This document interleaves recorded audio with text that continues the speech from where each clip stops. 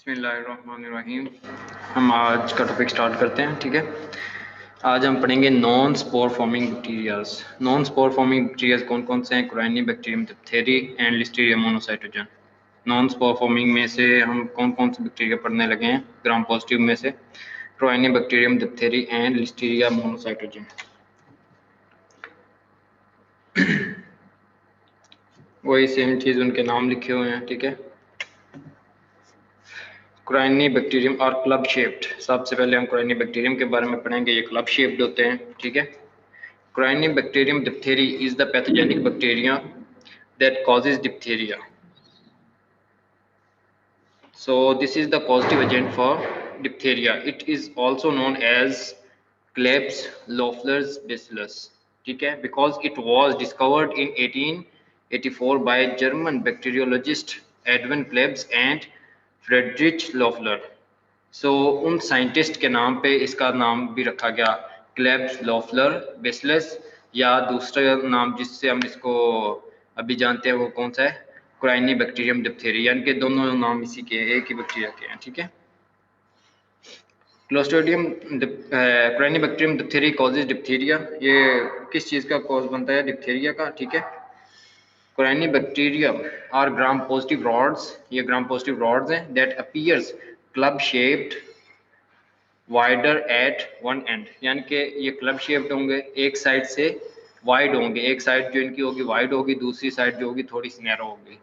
And are arrange in V और L shaped formations. और इनकी अगर फॉर्मेशंस देखी जाए, यानी कि एक या दो बैक्टीरिया एक दूसरे के साथ जुड़े हुए होंगे और उन्होंने कौन सी शेप बनाई होगी? या तो वी शेप बनाई होगी या L shape. Diphtheria can cause a swollen neck. इसकी वजह से क्या होती है? स्वोलन नेक जो होती है वो स्वेल हो जाती है। Sometimes referred to as bull neck. और समटाइम उस नेक को, यानी कि वो स्वोलन हुई होती है और लुक्स लाइक बुल नेक। ठीक है, और उसको कहते हैं बुल जैसी नेक है इसकी। ठीक है, सिम्टम्स में इसके क्या आएगा? सोर थ्रोट होगा, उसके अलावा फीवर होगा, बार्किंग कफ होगी। जिस वक्त वो पर्सन कफ करेगा, खांसी करेगा, उसकी जो आवाज़ होगी कुछ इस तरह की होगी जैसे जो डॉग है वो बार्क करता है ना, बार्किंग के दरमियान जिस तरह की अजीब सी वॉइस प्रोड्यूस होती है, उसी तरह की उस कफ में से नॉर्मली जो कफ होती है उससे उसकी यानी कि जो वॉइस होगी वो डिफरेंट होगी। यूजुअल ऑनसेट, इसका ऑनसेट कितने दिन में होता है? 2 to 5 डेज पोस्ट एक्सपोजर। यानी कि 2 से 5 दिन जो है इसका इंक्यूबेशन पीरियड है। 2 से 5 दिन के बाद, यानी कि 2 से 5 दिन तक ये मल्टीप्लाई होता है और 2 से 5 दिन के बाद ये अपनी अलामात जाहिर करना स्टार्ट कर देता है। ठीक है, यानी कि इंटर होने के, इंसान के जिस्म में इंटर होने के बाद 2 से 5 दिन लेता है ये अपने आप को मल्टीप्लाई करने के लिए, अपने आप को स्टेबल करने के लिए। उसके बाद ये अपनी अलामात ज़ाहिर करना स्टार्ट कर देगा, उसके बाद अपनी टॉक्सिन्स रिलीज करना स्टार्ट कर देगा। ठीक है, an adherent dense grey pseudomembrane covering the tonsils is classically seen in diphtheria। Diphtheria disease जो है Corynebacterium diphtheria की वजह से जो होती है, उसमें हमें क्या मिलेगी? एक डेंस ग्रे सूडो मेम्ब्रेन। यानी कि वो ट्रू मेम्ब्रेन नहीं होगी लेकिन एक सूडो मेम्ब्रेन। और सूडो का मतलब होता है झूठी। ठीक है, मीन्स फॉल्स। फॉल्स कवरिंग किस जगह पे होगी? टॉन्सिल्स को उसने कवर किया होगा। ठीक है, और जब उसको आप उतारना चाहोगे तो ब्लीडिंग स्टार्ट हो जाएगी। ठीक है, ये उसकी क्लासिकल फाइंडिंग है। और ये किस चीज़ में मिलेगी? डिप्थीरिया के अंदर। इंपॉर्टेंट फीचर्स इसके क्या होंगे? Important features of Corynebacterium diphtheria, cylinder gram positive bacilli, यानी कि सिलेंडर शेप होंगे। और ये कौन से हैं? ग्राम पॉजिटिव हैं, बेसिलाई। ठीक है, बेसिलाई और कोकाई में आप लोगों को डिफरेंस का पता है ना? कोकाई जो होते हैं वो राउंडेड होते हैं। ठीक है, और जो बेसिलाई होंगे वो कैसे होंगे? सिलेंडर होंगे। ठीक है, उन यानी कि लेंथ और जो विड्थ है वो थोड़ी सी ज़्यादा होगी, लेकिन जो कोकाई हैं वो राउंड फॉर्म में होंगे। प्लियोमॉर्फिक, डिफरेंट किस्म की ये अपनी जो शक्ल है ना इनकी डिफरेंट, कहीं पे वी शेप होंगे, कहीं पे एल शेप होंगे, कहीं पे ये अकेला कोई ना कोई खड़ा होगा। ठीक है, उसके बाद नॉन मोटाइल, ये मूव नहीं कर सकते। नॉन स्पोर फॉर्मिंग, और स्पोर भी फॉर्म नहीं कर सकते, स्मॉल फॉर्मेशन भी नहीं करवाते। Stains irregularly, stains irregularly tends to get easily decolorized. इनको जब स्टेन किया जाता है तो जो स्टेन का कलर होता है, जो डाई का कलर आएगा वो इरेगुलर होगा, इवन कलर नहीं आएगा। पूरे बैक्टीरिया के ऊपर सिर्फ एक जैसा कलर नहीं होगा, अनइवन कलरेशन होगी, ठीक है, डाई के साथ। Tends to get easily decolourise, जब इनके ऊपर अल्कोहल के साथ, ठीक है, या एसिड के साथ इनको वॉश किया जाता है तो ये इजीली डीकलराइज हो जाते हैं, ठीक है। मे शो क्लबिंग एट वन और बोथ एंड्स, क्लबिंग का आपको पता है कि ड्रम स्टिक अपीयरेंस हो जाएगी, ठीक है, एक साइड से थोड़ा मोटा होगा, दूसरी साइड से कभी आप लोगों ने ड्रम स्टिक देखी हो तो आप लोगों को आइडिया होगा, ठीक है। इसकी जो शेप होगी वो किस साइड किस तरह की होगी, क्लब शेप या ड्रम स्टिक लाइक अपीयरेंस होगी, ठीक है। वन और बोथ एंड्स और बिकॉज ऑफ पोलर बॉडीज और मेटाक्रोमेटिक ग्रेन्यूल्स, किस वजह से ये क्लब शेप होगी, पोलर बॉडीज की वजह से होगी। पोलर बॉडीज का मतलब क्या होता है, वो बॉडीज जो कि पोल्स पे होती हैं, ठीक है, दो पोल होंगे ना इसके बेसिलस के, एक उस एंड पे एक दूसरे एंड पे, ठीक है। उसके अलावा क्या है, grows aerobically at 37 degree centigrade, ये ऑक्सीजन की प्रेजेंस में इसको ग्रो किया जाता है। किस टेम्परेचर पे ये ग्रो होता है, 37, यानी कि जितना ह्यूमन बॉडी का टेम्परेचर है ना, उस बॉडी टेम्परेचर पे इसको ग्रो किया जा सकता है। ट्रांसमिशन इसकी कैसे होगी, humans are the only natural host of corynebacterium diphtheriae, ठीक है, जो ह्यूमंस हैं वही इसके सिर्फ और सिर्फ नेचुरल सोर्स हैं। Both toxigenic and non toxigenic organisms reside in the upper respiratory tract and are transmitted by airborne droplets. जो इसके टॉक्सोजेनिक और नॉन टॉक्सोजेनिक बैक्टीरिया की जो स्पीशीज हैं जो टॉक्सिसिटी प्रोड्यूस करती हैं, और वो स्पीशीज जो टॉक्सिसिटी नहीं प्रोड्यूस करती, दोनों किस जगह पे आपको मिलेगी, ह्यूमन रिस्पिरेटरी ट्रैक, अपर रिस्पिरेटरी ट्रैक के अंदर आपको मिलेंगी। ये उस जगह पे कोलोनाइज होती हैं, ठीक है, और एयरबोर्न इन्फेक्शन है, जिस वक्त पर्सन सांस लेता है, ठीक है, तो ड्रॉपलेट्स की सूरत में ये एक पर्सन से दूसरे पर्सन में ट्रांसमिट होंगी, ठीक है। एयरबोर्न इन्फेक्शन है, ड्रॉपलेट की मदद से एक पर्सन से दूसरे पर्सन में ट्रांसमिट होंगी। विरुलेंस फैक्टर्स इसके कौन से हैं, कौन सी चीजें हैं जो कि इसकी विरुलेंस इंक्रीज कर देती हैं, जिसकी वजह से ये ह्यूमन बॉडी के अंदर प्रॉब्लम्स क्रिएट करता है, डिजीज क्रिएट करता है। एक्सोटॉक्सिन, डिप्थीरिया टॉक्सिन, इसको नाम दिया जाता है, ठीक है। प्रोटीन इन नेचर, इसकी नेचर क्या होती है, प्रोटीन, ठीक है। Very powerful toxin responsible for all pathogenic effects of the bacilli. ये जो एक्सोटॉक्सिन है ये बहुत पावरफुल होती है और उसी की वजह से सारी इसकी पैथोजेनिसिटी होती है, ठीक है। Produce by all the virulent strains, ये सारी जितनी भी विरुलेंट स्ट्रेन्स हैं सब के सब ये वाली टॉक्सिन प्रोड्यूस करेंगी। इस टॉक्सिन के 2 फ्रेगमेंट्स होते हैं, ठीक है, एक कौन सा है, ए, और सेकंड वाला बी, ठीक है। ए ने काम क्या करना होता है, उस टॉक्सिन को एक्टिवेट करना है, ठीक है, और बी का काम क्या है, B for binding, A for activation, ठीक है। बी ने उसको बाइंड करवाना है, सरफेस के साथ बाइंड करवा के उसको इंटरनलाइज करवाना है, ठीक है, सेल के अंदर तक पहुंचाना काम किसका है, इसकी बी डोमेन का, ठीक है, बाइंडिंग डोमेन का। बाइंडिंग डोमेन ने उससे बाइंड करवा के सेल के अंदर तक पहुंचाना है, सेल के अंदर जाके फिर जो ए पोर्शन है, ठीक है, ए डोमेन है, वो एक्टिवेट हो जाएगी और उसने अपना विरुलेंस फैक्टर जो है वो उसको एक्टिवेट कर देना है, ठीक है।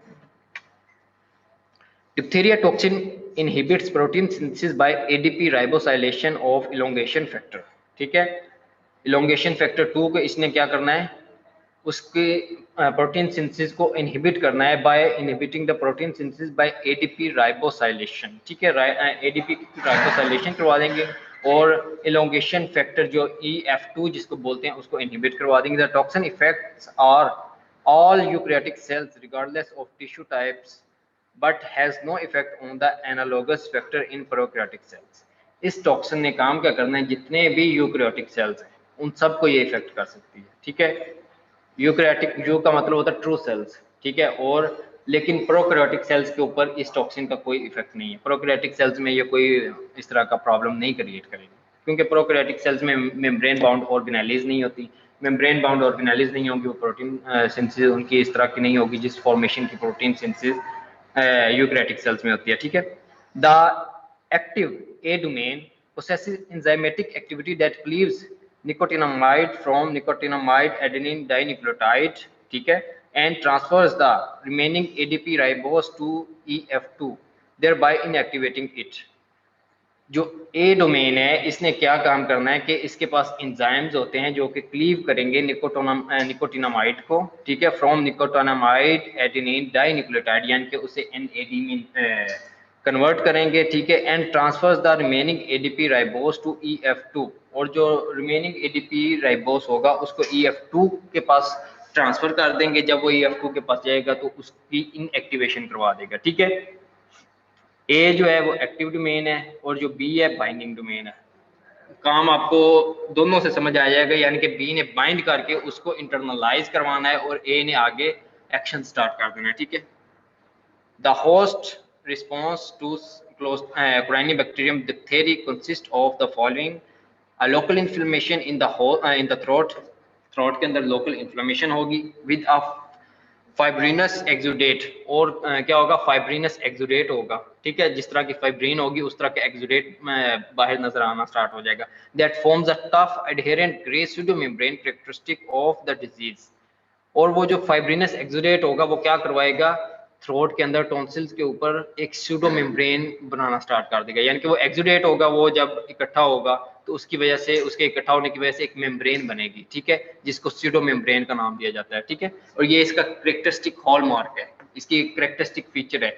जब भी आप डॉक्टर के पास जाओगे आपको ये वाली प्रॉब्लम है, डॉक्टर कहेगा कि मुंह खोलो, ठीक है, टॉर्च की मदद से जब वो देखेगा उसको एक ग्रे कलर की स्यूडो मेम्ब्रेन नजर आएगी किस जगह पे, आपकी टॉन्सिल्स पे और back side of the throat, ठीक है।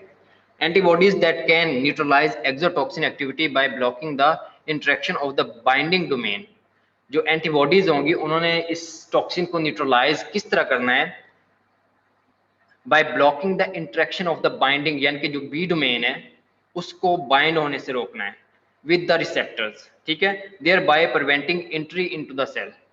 इससे क्या होगा कि उसकी जो एंट्री है सेल्स के अंदर नहीं होगी, जब वो सेल के अंदर इंटर नहीं होगी, जो उसकी एक्टिवेटिंग डोमेन है, ए डोमेन है, वो एक्टिवेट नहीं होगी, वो अपना इफेक्ट नहीं शो करेगी। जब अपना इफेक्ट नहीं शो होगी, ना इन्फ्लेमेशन होगी, ना एक्सुडेट्स आएंगे, ठीक है, कोई भी इफेक्ट नहीं होगा, ठीक है। तो इसको इनएक्टिवेट करने का, टॉक्सिन को न्यूट्रलाइज करने का, टॉक्सिन को नलिफाई करने का तरीका क्या है, जो एंटीबॉडीज होंगी वो उसके रिसेप्टर पे जाके एक्ट करेंगी, ठीक है। उस रिसेप्टर पे, जिस रिसेप्टर पे बी जो बी डोमेन है उसमें जाके अटैच होना है, अटैच होने के बाद ए डोमेन को इंटरनलाइज करना है, ठीक है। जब बी डोमेन अपना काम नहीं कर सकेगी तो ए कुछ भी नहीं कर सकती, क्योंकि ए डोमेन का काम ही सेल के अंदर होता है। जब वो सेल के अंदर नहीं जा सकेगी तो एक्टिवेट नहीं होगी, जब एक्टिवेट नहीं होगी तो कोई इफेक्ट नहीं आएगा। वही सेम चीज इधर भी एक्सप्लेन की गई है फिगर के अंदर, आप लोग इसे बैठ के देख लेना, अगर कोई चीज समझ ना आए, ठीक है, तो मुझसे पूछ लेना। ये देखें, ये डिप्थीरिया टॉक्सिन है, ये इसका रिसेप्टर है, ठीक है, इसने इस जगह पे आके बाइंड होना है। बाइंड किसकी वजह से होगी, बी डोमेन की वजह से, ठीक है। बाइंड होने के बाद ये क्या करेगी, इंटरनलाइज हो जाएगी, अंदर चलेगी, अंदर चले जाएगी, इन्वेजिनेशन हो जाएगी इसकी। अंदर जाने के बाद इसने वो सारे काम करने जो मैंने आप लोगों को भी बताए हैं, ठीक है। जो एंटीबॉडी होगी उसने काम क्या करना है, इसकी प्रिवेंट करना है कि इस जगह पे ये बाइंड ही नहीं हो। जब इस जगह पे ये बाइंड नहीं होगी तो क्या होगी, जिस्म से बाहर निकल जाएगी स्टूल के थ्रू, ठीक है। जब इस जगह पे बाइंड नहीं होगी तो आहिस्ता आहिस्ता इसके जो इफेक्ट्स होंगे वो खत्म हो जाएंगे। इफेक्ट्स खत्म होंगे तो पेशेंट बिल्कुल हेल्दी हो जाएगा, ठीक है। Fragment A inhibits polypeptide chain elongation by inactivating the elongation factor EF2 in the presence of NAD, ठीक है। जो एक्टिवेटिंग फैक्टर है उसने क्या करना है, पॉलीपेप्टाइड चेन इलोंगेशन को इनएक्टिवेट करना है, यानी कि जो प्रोटीन सिंथेसिस हो रही है उसको इनएक्टिवेट करना है by inhibiting EF2 elongation factor 2, ठीक है। प्रोटीन सिंथेसिस पढ़ा हुआ है आप लोगों ने जी, ट्रांसलेशन वाला पढ़ा हुआ है आप लोगों ने। ट्रांसलेशन में एक इलोंगेशन फैक्टर होता है जो कि काम क्या करेगा कि एक एक जो पेप्टाइड आ रहा है उनको आपस में बाइंड करने में हेल्प करता है, ठीक है, ट्रांसलेशन के दरमियान। जब ट्रांसलेशन नहीं होगी तो पेप्टाइड नहीं बनेगा, पेप्टाइड नहीं बनेगा तो क्या कहते हैं कि पॉलीपेप्टाइड नहीं होगा, प्रोटीन फॉर्मेशन इनहिबिट हो जाएगी। देयर आर 3 प्रोमिनेंट कॉम्प्लिकेशंस, इसकी 3 प्रोमिनेंट कॉम्प्लिकेशंस हैं। The extension of the membrane into the larynx and trachea causing airway obstruction, अगर ये मेम्ब्रेन जो एक्सुडेट की वजह से जो मेम्ब्रेन बन रही है अगर वो एक्सटेंड कर जाए अप टू लेरिंक्स, ठीक है, वॉइस बॉक्स जिसको बोलते हैं, या ट्रेकिया तक, ठीक है, अगर खुदा न खास्ता उसको कवर कर ले तो क्या होगा, एयरवे ऑब्स्ट्रक्शन हो जाएगा, शॉर्टनेस ऑफ ब्रीथिंग होगी, patient will be unable to breathe, ठीक है। मायोकार्डाइटिस काज करवा सकते हैं इसकी टॉक्सिन की वजह से, यानी कि ये उन पेशेंट में होगा जो इम्यूनो कॉम्प्रोमाइज होंगे, यानी कि इसके आगे जो कॉम्प्लिकेशन हो सकती है। मेन कॉम्प्लिकेशन इसकी यही होगी कि ये इसने टॉन्सिलाइटिस काज करवाना, ठीक है, टॉन्सिल को कवर करेगा, ठीक है। उसके अलावा एयरवे ऑब्स्ट्रक्शन काज करवा सकता है। उसके अलावा इसकी कॉम्प्लिकेशंस हैं कि अगर ये डिजीज कॉम्प्लिकेट हो जाए और चीज़ों के साथ मिल जाए, then it can cause obstruction of the airway, myocarditis accompanied by arrhythmias. Arrhythmia का मतलब होता है abnormal rhythm of the heart, ठीक है। नॉर्मली एक रिदम के साथ हार्ट काम कर रहा है, उसकी अगर रिदम में डिफरेंस आ जाए, कोई फर्क आ जाए, उसको एरिथमिया बोलते हैं, ठीक है, abnormal rhythm. And circulatory collapse, जिसको हम शॉक का नाम देते हैं, ठीक है।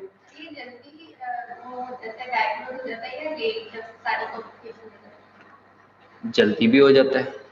अगर आप लोग कोई एक दो अलामात आई हैं, पेशेंट डॉक्टर के पास, यानी कि सोर थ्रोट स्टार्ट हुआ है, ठीक है, पेशेंट डॉक्टर के पास गया है, तो मेम्ब्रेन नजर आना स्टार्ट हो जाएगी टाइमली, ठीक है। पेशेंट जब थ्रोट का एग्जामिनेशन करेगा, सबसे पहले इसने थ्रोट को इफेक्ट करना है ना, थ्रोट का एग्जामिनेशन करेगा, उसको डॉक्टर को आइडिया हो जाएगा उसी वक्त, वो उसकी मेडिकेशन देगा और पेशेंट ट्रीट हो जाएगा, क्योर हो जाएगा। अगर मेडिकेशन नहीं ले, ठीक है, उसके बाद ये वाली फिर प्रॉब्लम आएगी। नर्व वीकनेस और पैरालिसिस हो सकता है, specially of the cranial nerves. Cutaneous diphtheria causes ulcerating skin lesions covered by a grey membrane. अपना माइक ऑफ रखें, आवाज नहीं आनी चाहिए। क्यूटेनियस डिप्थेरिया की वजह से क्या हो सकता है, स्किन की अल्सरेशन हो सकती है, स्किन की जो कंटिन्यूटी है,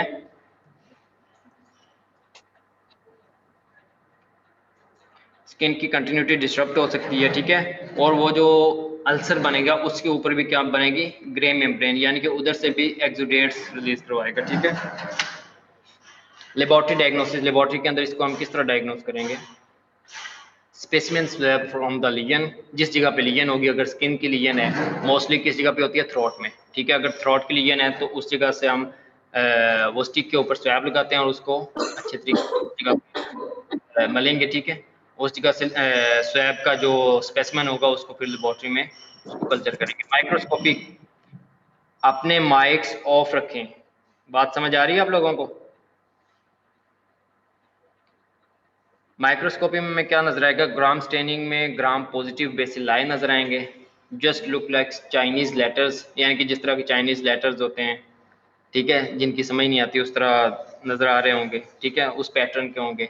उसके बाद क्या है, अम्यूनोफ्लोरेसेंस, ये भी एक लेबोरेटरी टेस्ट है। Albert's stain for metachromatic granules, Albert's stain करेंगे, ठीक है। इसके बारे में अगर नहीं पता तो इसका अलग से टॉपिक एक्सप्लेन कर दूंगा। लेबोरेटरी डायग्नोसिस, इसमें culture isolation of bacilli requires media enrich with blood, serum और एग। जिस कल्चर के अंदर इस बैक्टीरिया को ग्रो किया जा सकता है वो कौन कौन से हैं। इनरिच मीडिया यूज करने हैं विद ब्लड, ब्लड के साथ, सीरम के साथ या एग के साथ, इन तीनों में से कोई भी ले सकते हैं, ठीक है। Blood agar Loeffler serum slope rapid growth with 6 to 8 hours, यानी कि लोफलर सीरम स्लोप में सबसे ज्यादा रैपिडली ग्रो करेंगे, ठीक है। उसके बाद क्या है, tellurite blood agar tellurite is reduce to tellurium, tellurium gives grey up और black colour to the colonies, यानी कि ये भी एक कल्चर मीडिया है, ठीक है। स्पेसिफाई किसके लिए किया गया है, कुराइनिबैक्टीरियम डिप्थीरिया के लिए, वहां पे इसको कल्चर किया जाता है। और इसकी स्पेसिफिक अपीयरेंस आएगी, जो इसकी कॉलोनीज होंगी, गिव्स ग्रे और black colour to the colonies, ठीक है। ये देखें, ये ऊपर वाला ब्लड अगार है, ठीक है, ये टेलुराइट अगार है, और ये लोफलर सीरम स्लोप। सबसे फास्ट ग्रोथ किसमें होगी, लोफलर सीरम स्लोप में। उसके बाद हम बात करते हैं second one, non spore forming bacteria. कौन सा है second one, listeria monocytogenes. Listeria monocytogenes causes meningitis and sepsis in newborn. जो न्यूबॉर्न बेबीज होते हैं उनके अंदर मेनिंजाइटिस का काज करवा सकता है, और दूसरा क्या काज करवा सकता है, sepsis. one of the most common cause of meningitis in case of neonates, ठीक है, pregnant women and immuno compromise adults. उसके अलावा ये वाली दोनों चीजें किसमें करवा सकता है, एक तो प्रेग्नेंट वुमेन के अंदर क्योंकि उसकी इम्यूनिटी भी लो होती है, और दूसरे नंबर पे immuno suppressed immuno compromised people जो होते हैं, फॉर एग्जांपल एड्स टीबी के पेशेंट जो हैं जिनकी इम्यूनिटी वीक होगी किसी भी वजह से, ठीक है। It also causes immunity weak में ये कैंसर पेशेंट्स भी आ जाते हैं, उनकी इम्यून सिस्टम भी वीक होता है, ठीक है। It also causes outbreak of febrile gastroenteritis, इसकी वजह से फिब्राइल गैस्ट्रोएंटेराइटिस भी हो सकता है, यानी कि फीवर भी होगा और गैस्ट्रोएंटेराइटिस भी होगा। It is a major cause of concern for food industry, यानी कि ये फूड इंडस्ट्री के लिए एक मेजर कंसर्न है, क्योंकि ये फूड के रिलेटेड प्रॉब्लम्स क्रिएट करेगा, गैस्ट्रोएंटेराइटिस कॉज करवाता है मोस्टली, ठीक है। इंपॉर्टेंट प्रॉपर्टीज इसकी क्या होंगी? Listeria monocytogenes is a small gram positive rod arranged in V और L shape just like corynebacterium diphtheriae, ठीक है। इसकी भी जो फॉर्मेशन आपको नजर आएगी अंडर माइक्रोस्कोप, वी और एल शेप होगी, same just like corynebacterium diphtheriae. The organism exhibits an unusual tumbling movement that distinguishes it from the Cyanobacteria, which are non-motile. इसमें और इसमें फ़र्क कैसे आप करेंगे? ये वाला क्या होगा, एक स्पेसिफिक किस्म की मूवमेंट्स शो करेगा, लेकिन जो Cyanobacterium diphtheria वो नॉन मोटाइल है, ठीक है। The listeria grows well at cold temperature, so storage of contaminated food in the refrigerator can increase the risk of gastroenteritis. आपको पता है जो क्राइनिबैक्टीरियम है वो सिर्फ और सिर्फ 37 डिग्री सेंटीग्रेड पे उसको ग्रो किया जा सकता है, लेकिन जो लिस्टीरियम मोनोसाइटोजेन है ये क्या है कि लो टेम्परेचर, कोल्ड टेम्परेचर पे भी सरवाइव कर सकता है और उसमें भी ये ग्रो कर सकता है, ठीक है। तो उस तरह की फूड जिसको हम रेफ्रिजरेटर में फ्रीज कर लेते हैं और बाद में यूज करते हैं, उनके अंदर इसके ग्रो होने के चांसेस ज्यादा हैं, ठीक है। और उससे क्या है, ये गैस्ट्रोएंटेराइटिस कॉज करवा सकता है। The organism is distributed world wide in animals, plants and soil from the reservoirs it is transmitted to the humans primarily, यानी कि इसके रिजर्वायर्स काफ़ी ज़्यादा हैं, एनिमल्स में भी पाया जाता है, प्लांट्स में भी है, सॉइल में भी है, ठीक है। इन सारे रिजर्वायर से ये किसी भी तरीके से ह्यूमन में एंटर हो सकता है। कौन कौन से अगर एनिमल सोर्स की बात करें, अनपास्चराइज्ड मिल्क है, ठीक है। अगर मिल्क को अच्छे तरीके से गर्म ना किया जाए, पास्चराइजेशन उसकी ना की जाए, ठीक है। पास्चराइजेशन का आपको पता है, अगर घर में करते हैं जो मिल्क है उसको अच्छे तरीके से गर्म करना चाहिए, अच्छे तरीके से उबालना चाहिए, ठीक है। उसके बाद अंडर कुक्ड मीट, एनिमल से दूसरा सोर्स कौन सा है, मीट का है। अगर मीट को अच्छे तरीके से ना पकाया जाए, ठीक है, उसको अच्छे तरीके से उसकी कुकिंग ना की जाए, तो उससे भी ये ह्यूमंस के अंदर ट्रांसफर हो सकता है। रॉ वेजिटेबल्स, सॉइल इसका रिजर्वायर है, ठीक है। जब वेजिटेबल्स उस सॉइल में उगाई जाएंगी तो ये उन वेजिटेबल्स के अंदर भी चला जाएगा। जब उन वेजिटेबल्स को हम वो कच्ची सब्जियां खाएंगे तो उसके थ्रू भी ये हमारे अंदर जा सकता है, ठीक है, यानी कि ह्यूमन में ट्रांसफर हो सकता है। उसके बाद कोल्सलॉ, ये एक फूड की टाइप है, आप लोग सर्च कर लीजिएगा, मे भी आप इसे डिफरेंट नाम से जानते हो, ठीक है।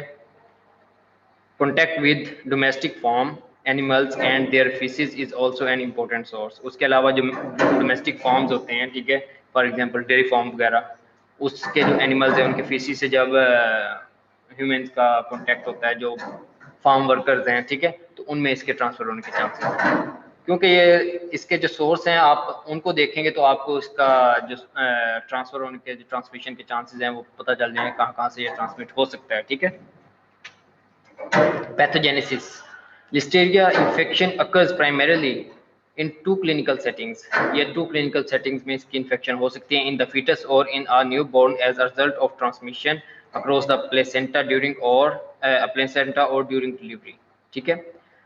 फीटस के अंदर जो न्यूबॉर्न है उसमें ये दो तरीके से जा सकता है, इसकी ट्रांसमिशन हो सकती है फीटस के अंदर, मदर से या तो प्लेसेंटा के थ्रू फीटस के अंदर चला जाएगा, न्यूबॉर्न के अंदर जा सकता है, ठीक है। उसके अलावा ड्यूरिंग डिलीवरी न्यूबॉर्न के अंदर इंटर हो सकता है, क्योंकि उस जगह उस टाइम पे थोड़ा बहुत ब्लड मिक्स हो जाता है, ठीक है। उस टाइम पे ये मदर टू चाइल्ड जा सकता है। In pregnant women and immunosuppressed adults specially renal transplant patients, जो रीनल ट्रांसप्लांट पेशेंट्स होते हैं उनमें हम इम्यूनोसप्रेसेंट देते हैं ताकि जब भी उनको हम रिजेक्शन नहीं हो, ठीक है। जब भी हम कोई ऑर्गन ट्रांसप्लांटेशन करते हैं तो उस टाइम पे हम काम क्या करते हैं कि अपनी इम्यूनिटी को सुप्रेस करने के लिए, ताकि वो उस नए आने वाले ऑर्गन को एज अ एंटीजन डिटेक्ट करके उसके अगेंस्ट एंटीबॉडीज ना बनाए, ठीक है। तो हम अपने इम्यून सिस्टम को सुप्रेस करते हैं with the help of medication, ठीक है। तो उन इंडिविजुअल्स के अंदर इसके इन्फेक्शन डेवलप करने के चांसेस ज़्यादा होते हैं, ठीक है। उसके अलावा एड्स है, कैंसर पेशेंट्स हैं, ट्यूबरकुलोसिस के पेशेंट हैं, वो सारी डिजीजेज जिसके अंदर इम्यूनिटी लो हो जाती है, ठीक है। ओल्ड एज है, उसके बाद फीटस यानी कि जो छोटे बच्चे होते हैं, बेबीज हैं, ठीक है, न्यू बॉर्न, उनकी अभी इम्यूनिटी डेवलप नहीं हुई थी, उनमें ये प्रॉब्लम क्रिएट कर सकता है। The pathogenesis of Listeria depends on the organism's ability to invade and survive within the cell. इसकी जो पैथोजेनिक एबिलिटी है वो किस चीज पे डेवलप करती है, इन्वेड करना सेल के अंदर और उसके अंदर सर्वाइव करने के बाद उस चीज पे डिपेंड करती है कि ये इसकी एबिलिटी कहाँ तक है, ये कितना इन्वेड कर सकता है और सर्वाइव कर सकता है। जब इन्वेड कर जाएगा, सर्वाइव कर जाएगा, उसके बाद ये अच्छी खासी प्रॉब्लम क्रिएट कर सकता है। Invasion of the cell is mediated by internalin made by Listeria and E cadherin of on the surface of the human cell. यानी कि ये दो चीजें जो आपस में इंटरेक्ट होंगी और इसको इंटरनलाइज करने में हेल्प करेंगी, ठीक है। इंटरनलिन किसका पोर्शन है, बैक्टीरिया का, ठीक है, लिस्टीरिया मोनोसाइटोजेन का, और ई कैडहेरिन किसका है, ह्यूमन सेल के ऊपर एक रिसेप्टर है, ठीक है। The interaction of the internalin and E cadherin is responsible for to invade into different organs. इसके हेल्प से ये डिफरेंट ऑर्गन्स के अंदर इन्वेड होगा। Organism produces listeriolysin which allows it to escape from the phagosome into the cytoplasm, thereby escaping destruction in the phagosome। यानी कि जब ये ऑर्गन के अंदर इंटर होगा, किसी भी टिश्यू के अंदर इंटर होगा, तो इसको जो मैक्रोफेजेस होंगे वो इनगल्फ कर लेंगे, ठीक है। मैक्रोफेजेस जब इसको इनगल्फ करेंगे और एंजाइम्स, अपने माइक्स ऑफ रखें, आप लोगों को समझ नहीं आता,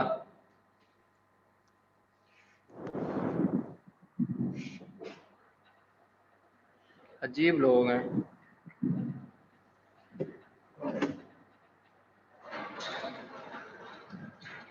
जब टिश्यू स्पेस में जाएगा तो मैक्रोफेजेस इसको इनगल्फ करेंगे, इनगल्फ करने के बाद इसके ऊपर एंजाइम्स फेंकेंगे, लाइसोसोमल एंजाइम्स, ठीक है। तो इसके पास क्या है, लिस्टीरियोलाइसिन। लिस्टीरियोलाइसिन की मदद से ये उन एंजाइम्स को रेजिस्ट करके फेगोसोम से निकल जाएगा, ठीक है। यानी कि ये फेगोसोम से अपने आप को बचा लेगा। ये इसके पास एक प्रोटेक्टिव मैकेनिज्म है अपने आप को बचाने के लिए फ्रॉम मैक्रोफेजेस, ठीक है। जब ये अपने आप को उधर से बचा लेगा तब ये अपने जो काम है वो स्टार्ट करेगा, ठीक है।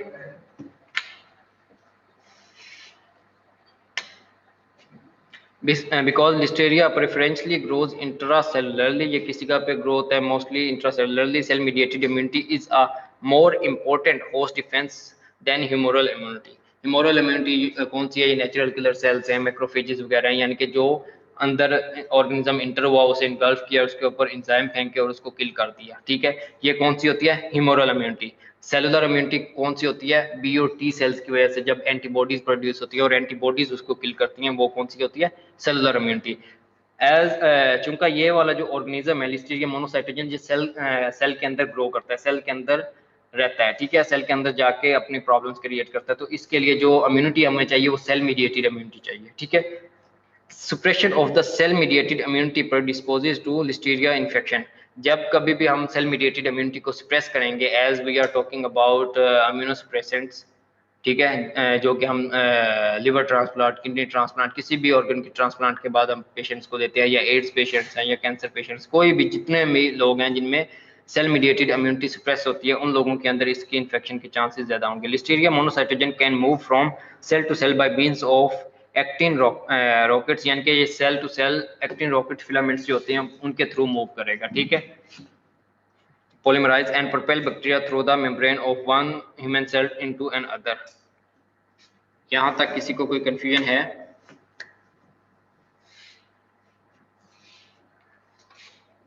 क्लिनिकल फाइंडिंग्स में इसके क्या मिलेगा, infection during pregnancy can cause abortion, premature delivery और सेप्सिस ड्यूरिंग पेरीपार्टनम पीरियड। अगर इसकी इन्फेक्शन ड्यूरिंग डिलीवरी हो जाए तो इसकी वजह से या तो अबॉर्शन हो सकता है, प्रीमेच्योर बर्थ हो सकती है, ठीक है, डिलीवरी हो सकती है, सेप्सिस हो सकती है, या पेरी पार्टम यानी कि ड्यूरिंग डिलीवरी ये इन्फेक्शन काज करवा सकता है, ठीक है। Newborns infected at the time of delivery can develop acute meningitis, can have acute meningitis 1 to 4 weeks later. The bacteria reach the meninges via the bloodstream। वो newborn's जो कि ड्यूरिंग डिलीवरी इस बैक्टीरिया से इन्फेक्ट होंगे, उनमें क्या होगा कि ये बैक्टीरिया ब्लड स्ट्रीम के थ्रू किस जगह तक पहुंच जाएगा, मेनिंजेस तक, मेनिंजेस का पता है किस जगह पे होती हैं? ब्रेन की जो प्रोटेक्टिव कवरिंग्स है उनका मेनिंजेस है, ठीक है। जब ये मेनिंजेस तक पहुंच जाएगा तो उनकी इन्फ्लेमेशन काज करवाएगा, उसको क्या बोलते हैं? Meningitis, neonatal meningitis. न्यूनेट्स में कर रहा है ना, 1 से 4 वीक के अंदर अंदर ये प्रॉब्लम क्रिएट करेगा उनके अंदर, ठीक है। उसके बाद है Listeria monocytogenes infection in immunocompromise adults can be either sepsis और मेनिंजाइटिस। जो अमीनो कॉम्प्रोमाइज होंगे उनमें भी ये सेप्सिस और मेनिंजाइटिस दोनों काज करवा सकते हैं, सेम जस्ट लाइक न्यूनेट्स, ठीक है।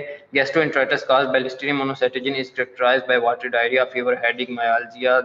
मायाल्जिया का मतलब होता है बॉडी पेन, बॉडी एक्स, ठीक है। And abdominal cramps but little vomiting. Abdominal cramps होंगे लेकिन इसमें वॉमिटिंग बहुत कम होगी। इसकी जो फूड पॉइजनिंग होगी ना, गैस्ट्रोएंटेराइटिस की वजह से जो होगा उसमें वॉमिटिंग कम होगी, एब्डोमिनल क्रैम्प्स होंगे, मायाल्जिया होगा, हेडेक, फीवर। इन्फेक्शन है ना तो इसमें साथ में फीवर होगा। जो भी फूड पॉइजनिंग होती है, फूड पॉइजनिंग में फीवर नहीं होता, ये गैस्ट्रोइंट्राइटिस है, यानी कि जो जीआई सिस्टम है उसकी इन्फ्लेमेशन है, ये इन्फेक्शन की वजह से हो रहा है। जो फूड पॉइजनिंग होता है वो टॉक्सिन्स की वजह से होता है, प्री फॉर्म टॉक्सिन जो पहले से बनी होती हैं, यानी कि उसमें बैक्टीरिया का रोल नहीं है। बैक्टीरिया ने अपने टॉक्सिन्स फूड के ऊपर प्रोड्यूस कर दिए हैं, हमने उस फूड को इंजेस्ट किया है, ठीक है, उसकी वजह से क्या हुआ है? फूड पॉइजनिंग होगी। फूड पॉइजनिंग के बाद डायरिया होगा, वॉमिटिंग होगा, लेकिन उसमें सारी वो चीज़ें होंगी, एब्डोमिनल पेन होगा, ठीक है, ये वाली चीज़ें होंगी, लेकिन उसमें फीवर नहीं होगा। क्यों? क्योंकि इन्फेक्शन नहीं चल रही, सिर्फ वो पॉइजन, जो पॉइजन उसने रिलीज किया था फूड के ऊपर, उसकी वजह से ये सारी प्रॉब्लम्स हो रही हैं, लेकिन उसमें इन्फेक्शन नहीं हो रही है। लेकिन इसमें क्या हो रहा है? लिस्टीरिया मोनोसाइटोजन इन्फेक्ट कर रहा है किसको? हमारे जीआई सिस्टम को। जब इसको इन्फेक्ट करेगा साथ में जब भी इन्फेक्शन होगी फीवर होता है, ठीक है, तो इसमें आपको फीवर भी मिलेगा। Laboratory diagnosis, laboratory diagnosis is made primarily by gram stain and culture. इसमें ग्राम स्टेनिंग और कल्चर के थ्रू लेबोरेटरी डायग्नोसिस बनाई जाएगी। The appearance of gram-positive rods resembling diphtheroids and formation of small grey colonies with a narrow zone of beta hemolysis। इसमें जो beta haemolysis होगी उसका narrow zone होगा, जस्ट लाइक डिप्थीरिया, इसकी भी जो कॉलोनीज नजर आएंगी। उसके अलावा just the presence of Listeria, यानी कि बीटा हेमोलाइसिस जब कंप्लीट नहीं होगा, नैरो जोन होगा, तो उसकी वजह से इसको हम listeria as a listeria tag कर सकते हैं, ठीक है। The isolation listeria is confirmed by the presence of motile organisms. इसको आइसोलेट कैसे किया जा सकता है? फ्रॉम द क्राइनिबैक्टीरियम डिप्थीरी, क्योंकि ये मोटाइल है और वो क्या है? नॉन मोटाइल है, ठीक है, which differentiate them from non motile corynebacterium, ठीक है। The identification of organism as Listeria monocytogen is made by sugar fermentation test। उसके अलावा इसकी जो आइडेंटिफिकेशन है उसको कैसे कंफर्म किया जाता है? ये शुगर को फर्मेंटेशन उसकी करेंगे, शुगर की, ठीक है, ग्लूकोज की ये फर्मेंटेशन करेंगे। जब इसको ग्लूकोज के अंदर ग्रो करवाएंगे तो उस जगह पे फ्रोथ बननी स्टार्ट हो जाएगी, ठीक है, फ्रोथ बनेगी, झाग जिसको हम बोलते हैं, ठीक है। वो और वो फ्रोथ किस वजह से बनती है? क्योंकि ये फर्मेंटेशन करेगा और गैस प्रोडक्शन होगी। अप टिल नाउ किसी को कोई कन्फ्यूजन हो, कोई चीज़ समझ नहीं आई हो, कुछ पूछना चाहता हो, अब बोल दे।